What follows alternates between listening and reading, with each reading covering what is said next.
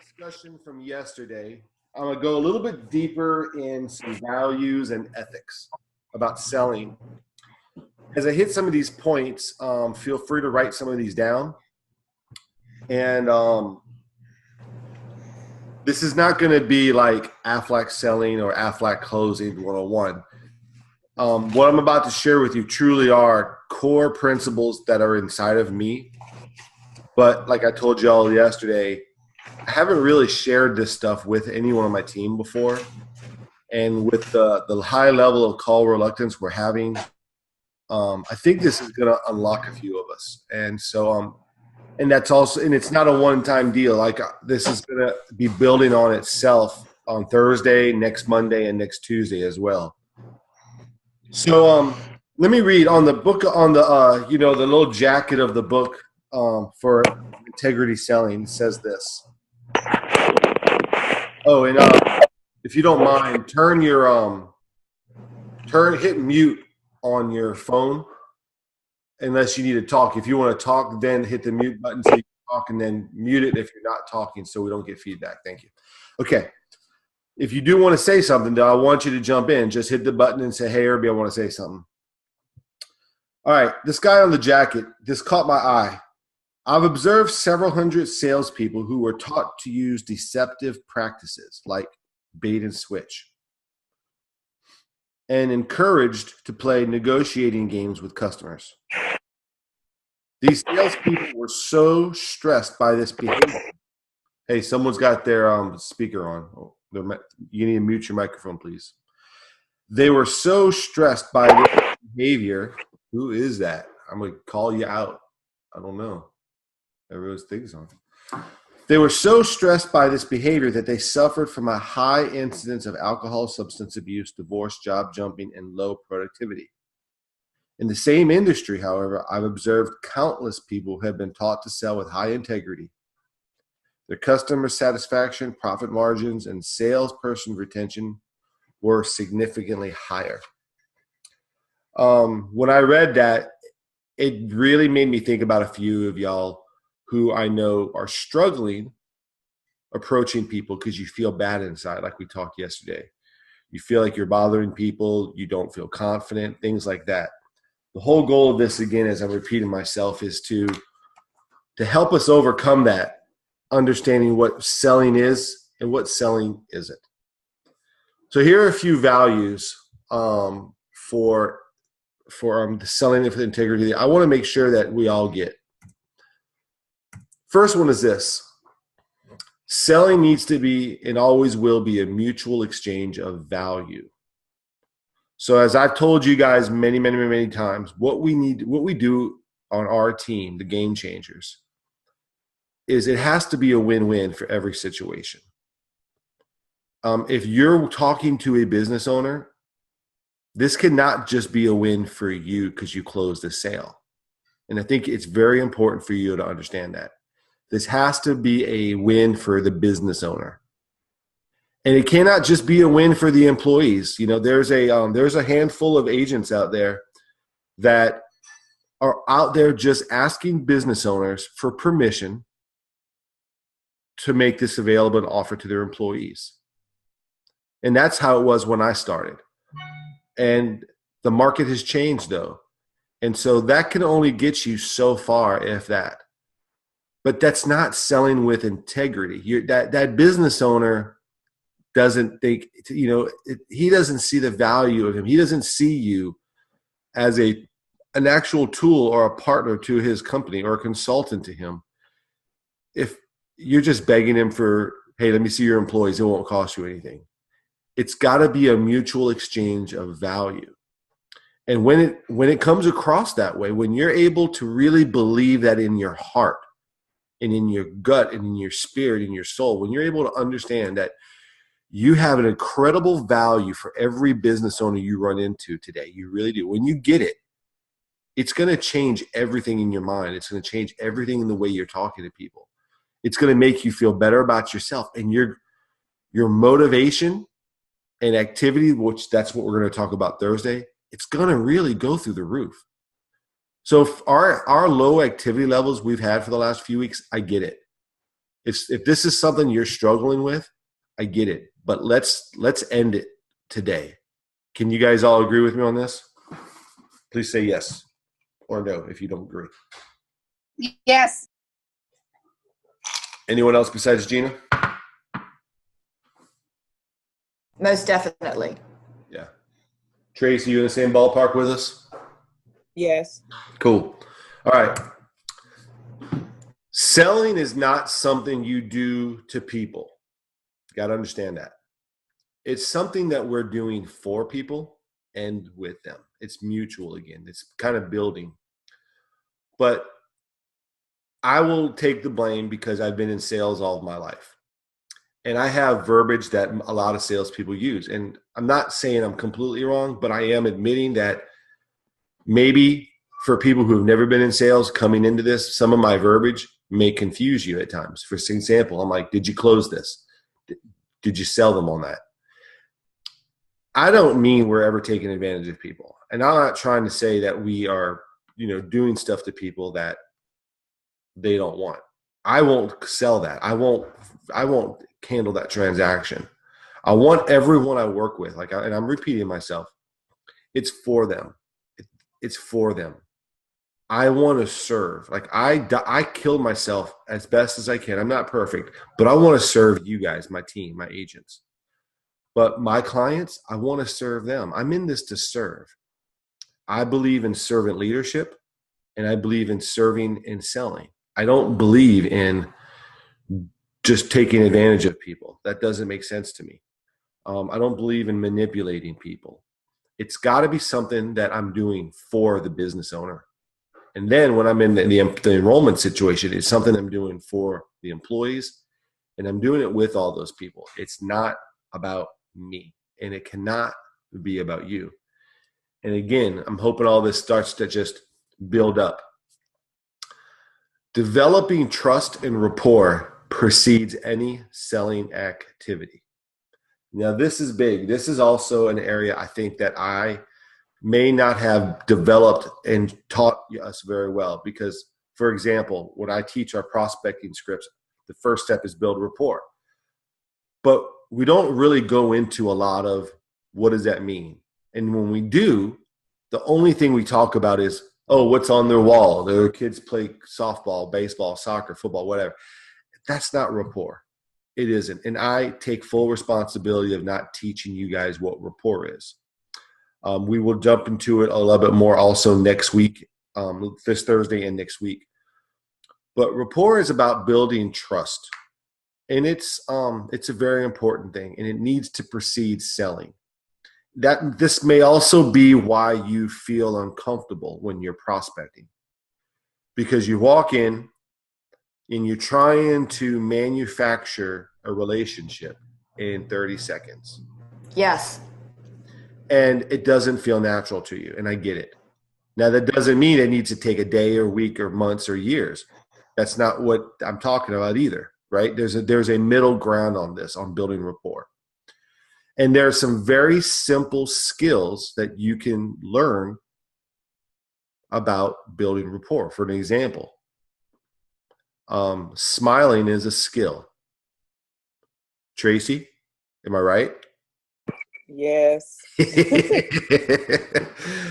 It's a skill, and that helps you build rapport. Asking questions. Your body language is a skill that will help you build rapport with people. But I promise, if you guys are, and I have a feeling most of us are, we're walking into places and we're so nervous that, am I going to get this one? Am I going to succeed? Is this going to work out for me? And you're so wrapped up in the fear, you can't build rapport. You're so friggin' nervous and tied up in knots on the inside. And that's what this selling values and ethics is. It's to teach us we got to get away from ourselves. This is not about us. This is about us helping people. And I promise you, if we can slow down a little bit in our brain, get rid of the fear, get the focus off of my results necessarily, or am I going to be successful? Am I going to fail at this? Am I going to lose this? Get your focus off of that. Focus more on the person that's in front of you. Care about them. It's kind of neat. You like when There's this old song that I love. Letting go gives a better grip. You let go of the pressure and you focus on serving. That's why I'm so good at it. I'm going to just tell you right now. You guys always say, Irby, you're so good at this. I'm going to tell you why. Yes, I've got years, but I'll tell you, my heart is to serve business owners when I'm out prospecting or in DM meetings. When I'm in enrollments, my heart is to serve those employees. And they feel that. And I build rapport quickly with people because my heart's in the right place. I'm not worried about myself. And I used to be. I know what you're going through. When I started in this business with my wife who didn't work and 3-4 kids, it was hard, but it was also a skill to turn that fear off and focus on the person in front of me. You have to do that.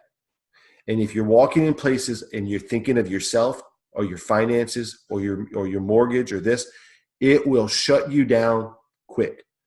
But it is a skill to turn that off. I had to do it just like I'm asking and talking to y'all about it. I promise I did. Because I lived group by group when I first started off in this business 13 years ago. Next one. And if you guys want to say something, just jump on and say something. I don't want to make a big thing because I want to get on time, but I definitely want you guys' comments or questions if you have it.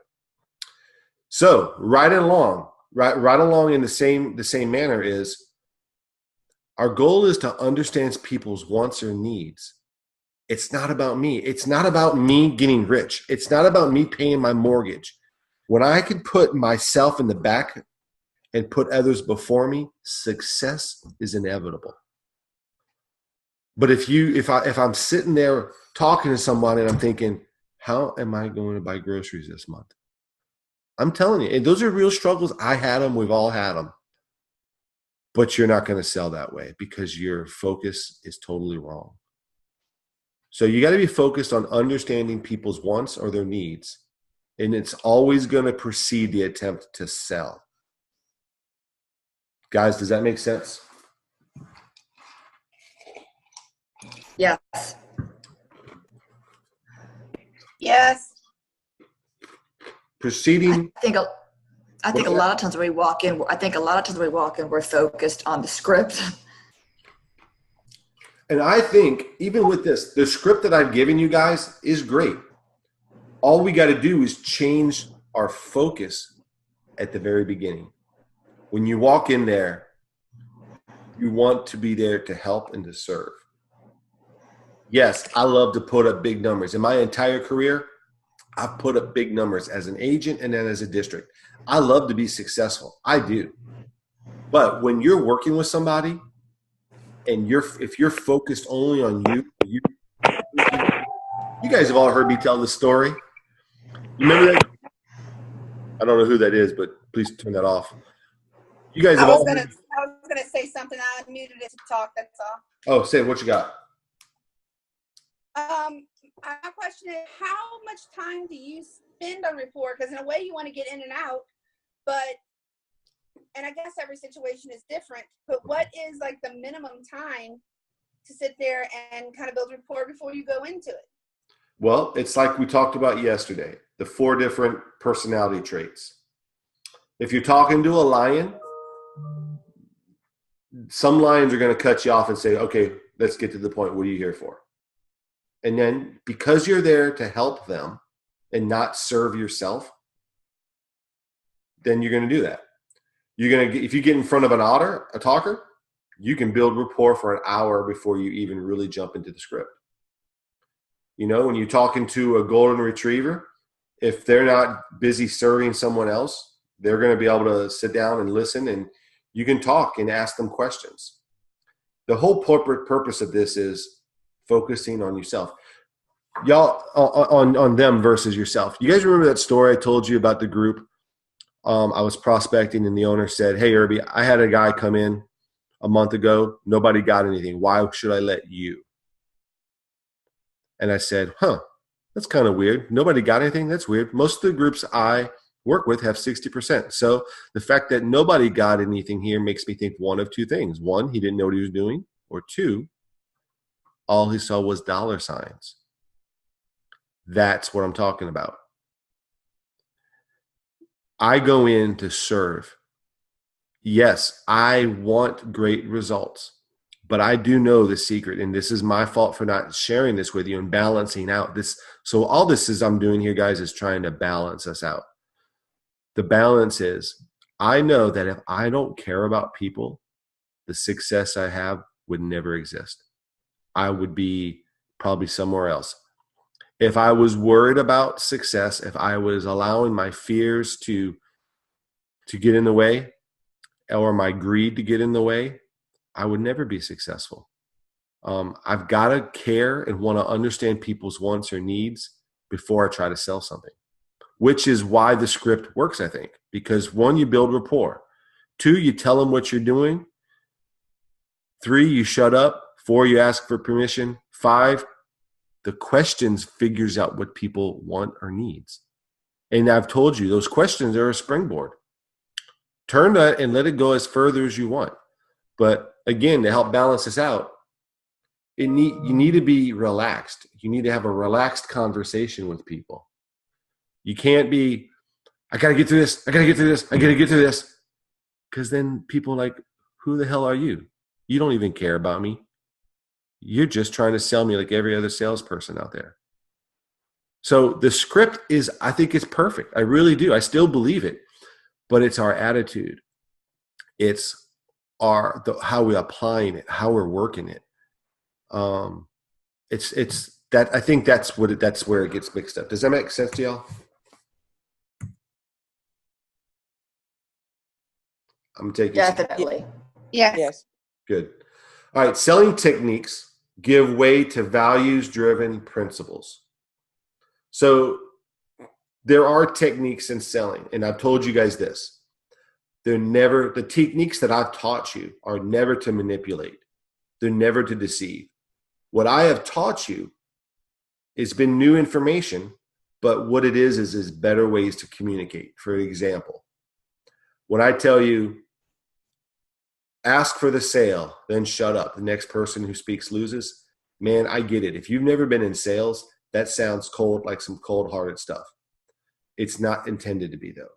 Okay, that's just what someone created a long time ago to explain a powerful way of communicating. Just like when I do this on the phone, on this conference call, I say, hey, does this make sense to you guys? And I shut up and I wait for you guys to say yes or no.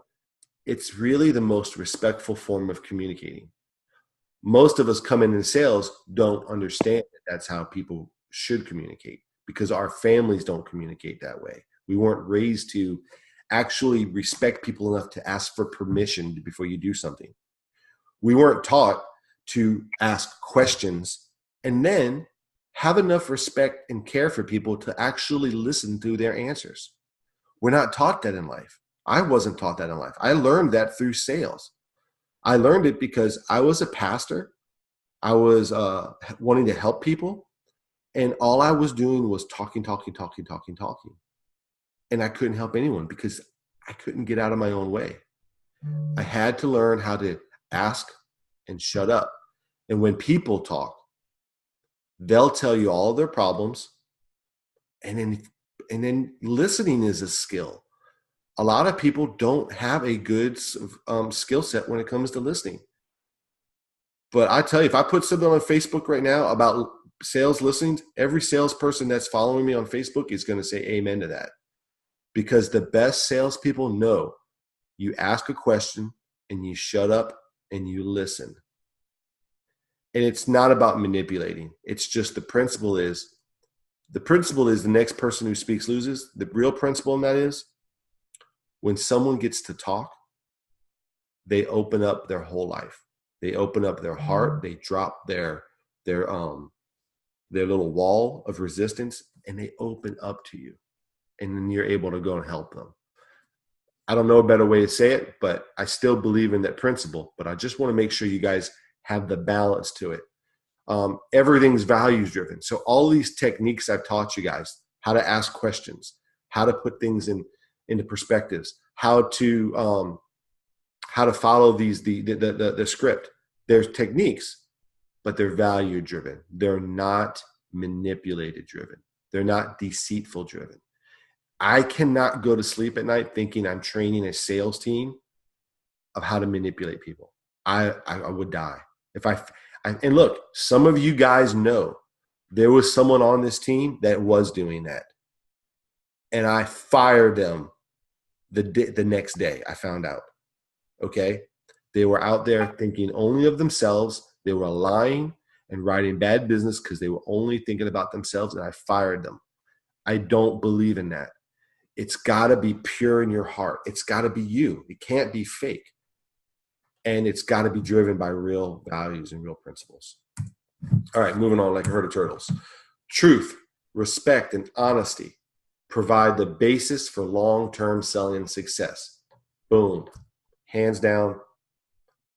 I don't even need to repeat that because that's truly what I believe. And that's what I want you guys.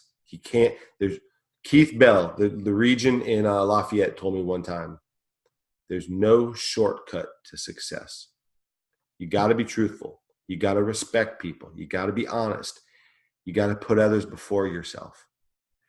You guys are leaders. You don't realize it. Just because you're not a DSC or a CIT or an RC, you're leaders when you're out talking to people. You have leadership influence on people. Be a servant leader when you're prospecting. Be a servant leader when you're doing a DM. Be a servant leader when you're doing group presentations. That is what will give you long-term selling success like I've had. And I hang my hat on all of these things. Ethics and values contribute more to sales success than techniques and strategies because people can see through crap.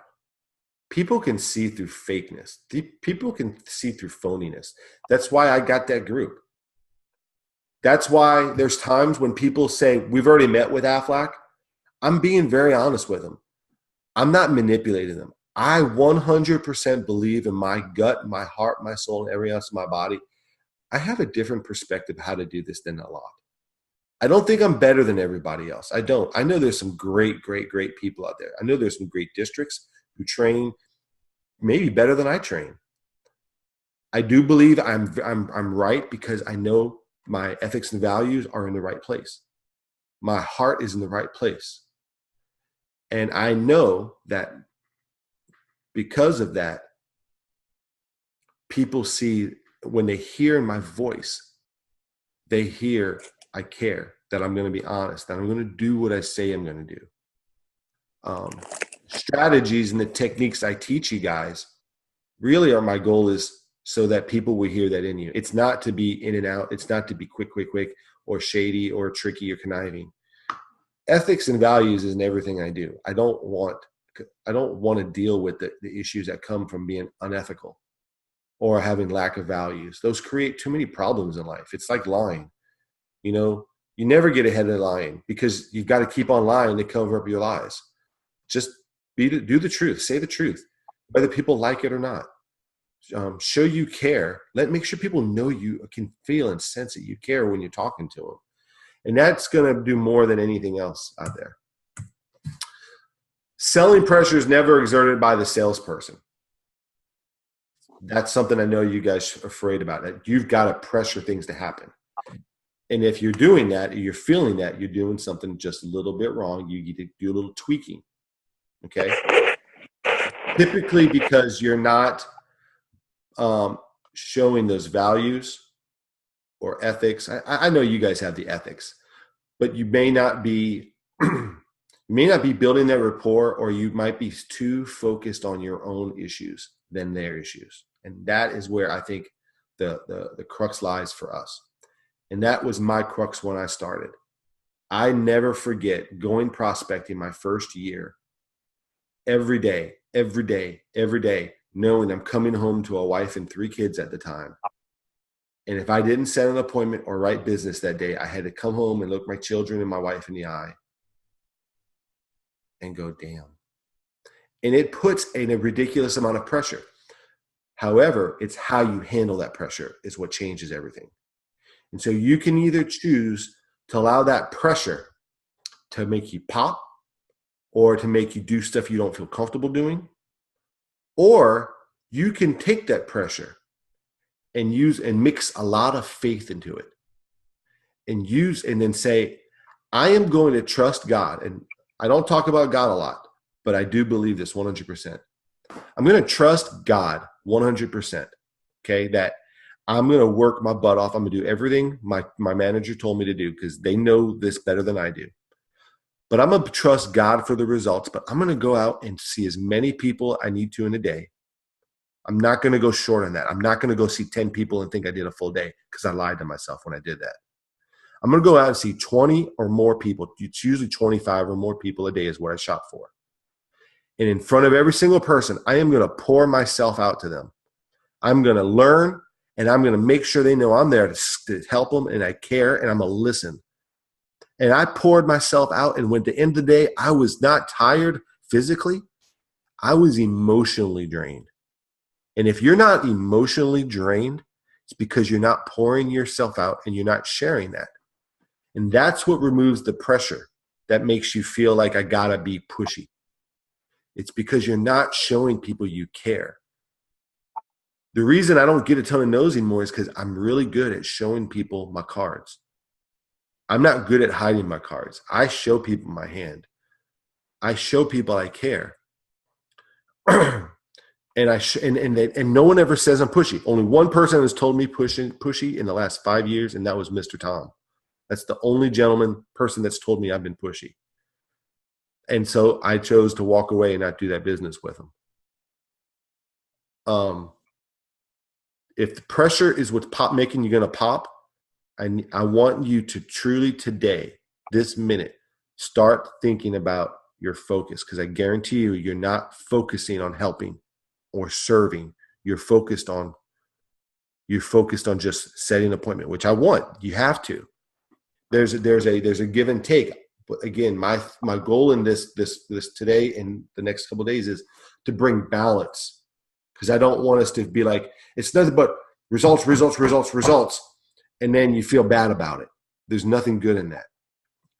I believe that if you do the right activity and you do a lot of activity and you be really, really nice to people and you try to help everybody and you follow the things I taught you, the results will be overwhelming.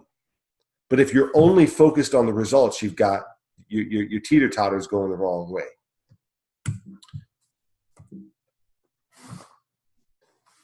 Hang on, something's wrong here. There we go.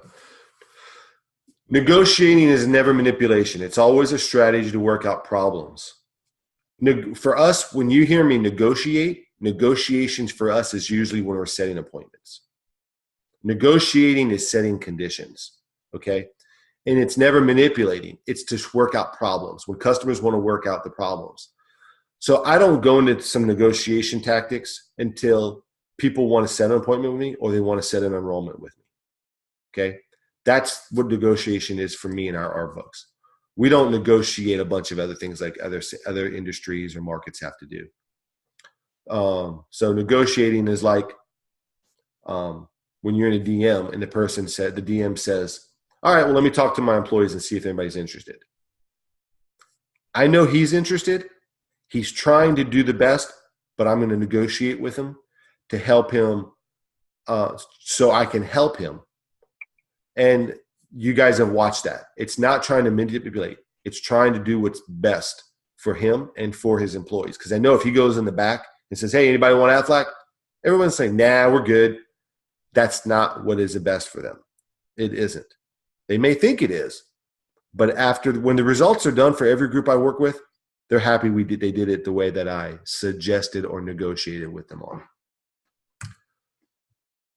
I'm actually recording this, guys, so I will send this to us so you can watch this again. Closing is a victory for both parties, the salesperson and the customer. Again, I've said this a million times to us. It's got to be a win-win for everyone. It cannot just be about you making a sale. Now, with all this being said, you have to really question yourselves right now. And I'm going to take this off and I'm going to put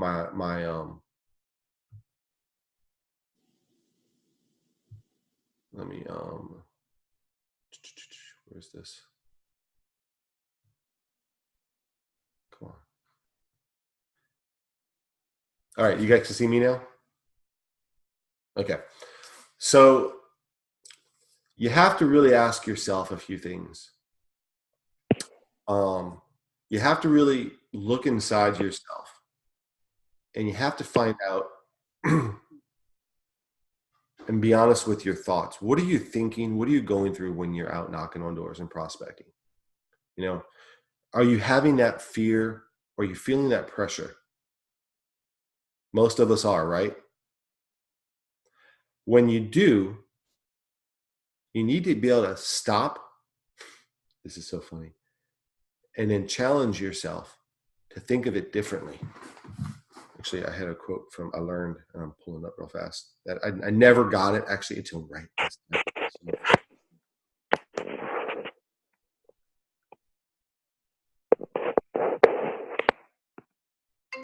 Come on. That's my sister calling me. Hang on one more second.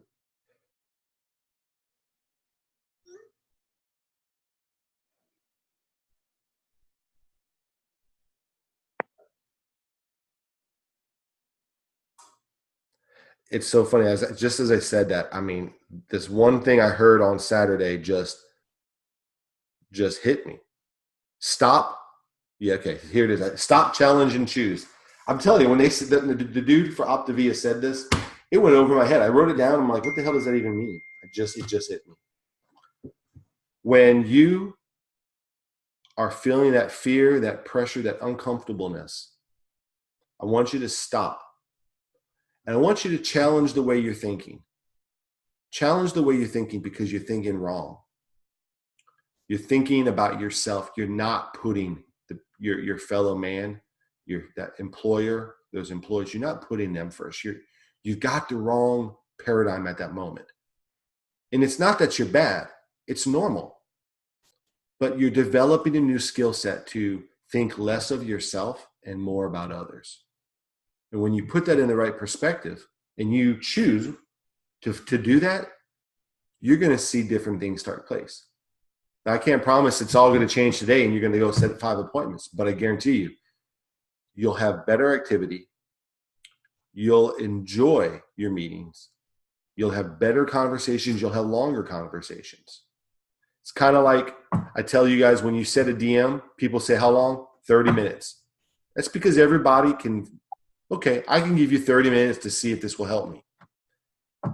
And if we get in there and they say, you got 30 minutes, go, I can fit it in 30 minutes. The reason no DM you've ever been with me on lasts 30 minutes, it always lasts an hour or more, is because I take the time to show that business owner we care. Gina, you heard it with us when we went to Outreach of America.